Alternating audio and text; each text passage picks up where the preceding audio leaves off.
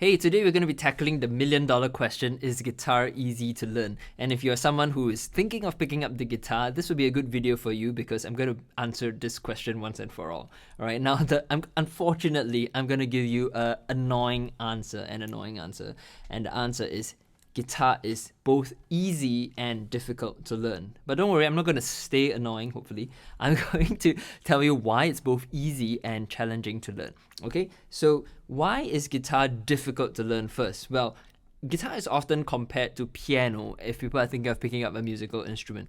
Now, for piano, if you want to play a note, you just put your finger on the piano key and you press it and it sounds pretty good already. If you want to play a chord, you put 3 fingers on 3 piano keys and you play them together and it sounds pretty good. And if you want to play a C major chord on the piano, you just press it down and you've got the C major chord. Now for guitar, on the other hand, this is the C major chord, right? If you strum it.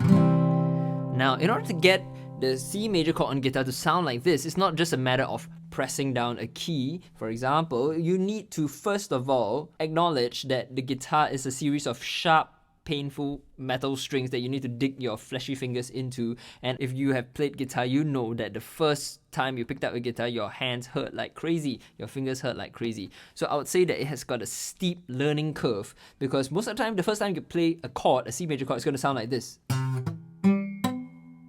Do you remember this? Alright, I remember playing chords like this and that was challenging. Now the learning curve is steep compared to piano. It's not super difficult, but I must say that it takes time, a lot more time to get started on the guitar. So I want to give you an example because I'm going to show you why guitar is actually easy to learn in the long run. Alright, the song I'm going to be using to demonstrate is an African American spiritual. It's called I've Got Peace Like a River. I'm just going to play this in the key of G. I'm going to use some of the most basic chords that you would first learn on the guitar, which is G major, C major, D major, and E minor. Alright, so the song goes like this. And I've got peace like a river, I've got peace like a river, I've got peace like a river in my soul. And I've got peace like a river, I've got peace like a river, I've got peace like a river in my soul.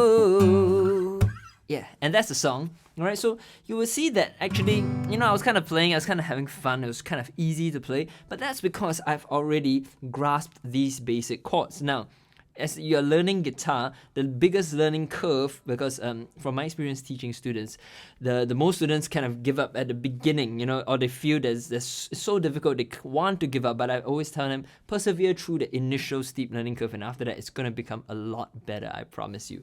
Alright, so getting your G chord to sound good, getting your C chord to sound good, your D, your E minor to sound good, that's the first step, alright? And then after that, the hardest step, right, the curve gets steeper initially, unfortunately, because you need to learn how to play bar chords. So instead of playing G major chord like this, alright, this is the open position, relatively easy.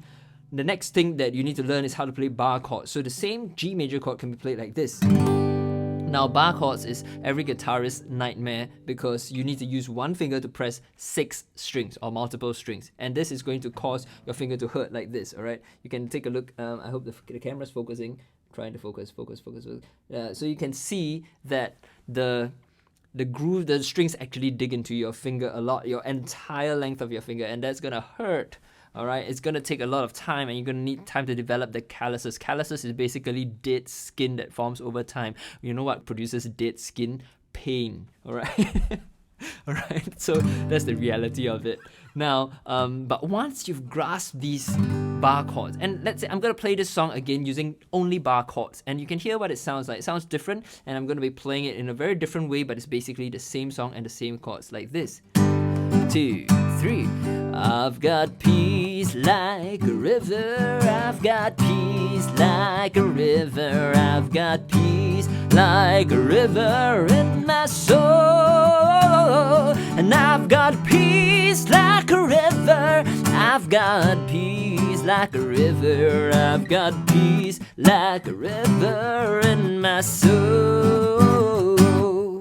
Alright, so that's like the level 2 version of that song, where instead of playing open chords, I'm playing bar chords. It doesn't necessarily sound better, but it's just a different technique of playing the guitar. Now, this is the good news for us guitarists, alright? This is where guitar learning to play the guitar is easy if you compare to our pianist friends. Now, for piano, let's say they learn this song in G major. I've got peace like a river, blah, blah, blah, blah, blah. Now, if they say, okay, now I'm going to try to play the song in a different key. Let's say I want to play this song in the key of A major. Now, the thing is, the way to play a G major chord on the piano is very different from the way you play an A major chord, right? You can't just move everything up by one tone to play it in A major, because you need to change your fingering and the various chords all need to be changed. You need to relearn the song to a certain extent. But for guitarists, what happens here, now this is in G major. If I want to go up to A major, I just need to move up 2 frets. Now I'm in A major. I'm going to play exactly the same way, alright, but just shifting everything up 2 frets. Now, it's going to be higher, obviously, and this is how it will go. I've got peace like a river, I've got peace like a river, I've got peace like a river in my soul, and I've got peace like a river, I've got peace like a river, I've got peace like a river in my soul. I basically played the same thing, just 2 frets higher. I can do this in any key that I want. For example, here, down here. I've got peace like a river, I've got peace like a river. Or maybe up here.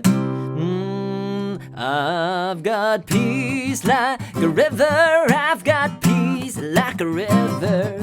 Alright, so basically, for guitar, once you reach the more advanced stages, you can basically just take the same pattern and shift it up and down the neck, and you are able to learn and play songs in any key that you want in a very systematic way. Alright, and this goes beyond just strumming the guitar. So I'm going to show you how I would play that song in the key of C major, right?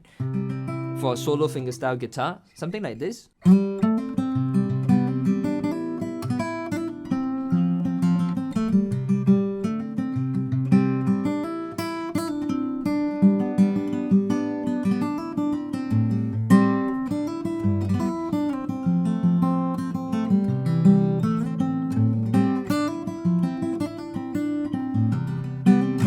So that's in the key of C major. If I want to play in D major, what I do, move up 2 frets, and I play exactly the same thing. Now that looked really complicated. So the hard part is learning how to play that in C major or in whatever key once. But once you can do that, you can play that in any key by simply just shifting up like this.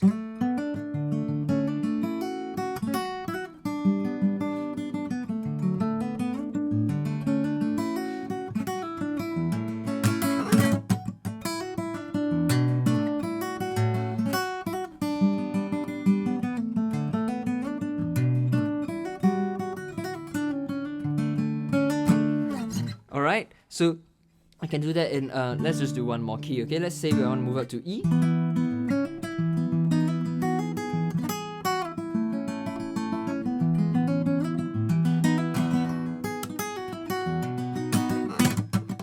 Alright, you get the idea. So guitar changing, and once you reach an advanced level, it's going to be very easy to just have a lot of flexibility to move around the various keys.